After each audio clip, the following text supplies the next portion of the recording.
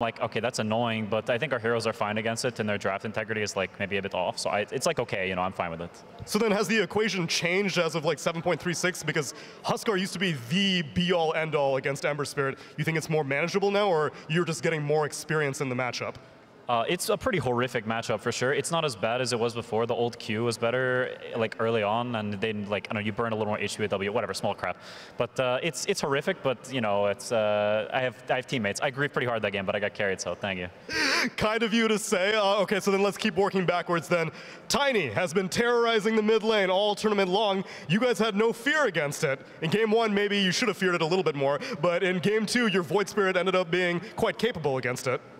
Yeah, I think we played against the hero a decent amount in scrims and in officials. We also played against Tiny both games in the group stage against Falcons, so I think it was the, you know, it's a strong hero, but it's the lesser of evils, and I think the other heroes we just would rather ban and give them the Tiny. It's a known quantity. It's also only mid as opposed to a flex, which is nice.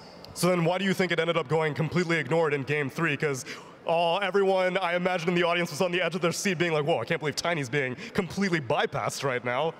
I think they just lost a little bit of faith in the hero. I mean, it's classic in a best of 3, right? Like, you lose to the hero, you don't really want to pick it so much the next game generally, and I think that was, you know, that's just what happened. They also lost with it against Brew. There's some hard dynamics in that matchup, so I think it's fair.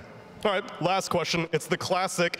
You get to see your upper bracket final matchup, Liquid or Tundra. Do you have a preference between the two?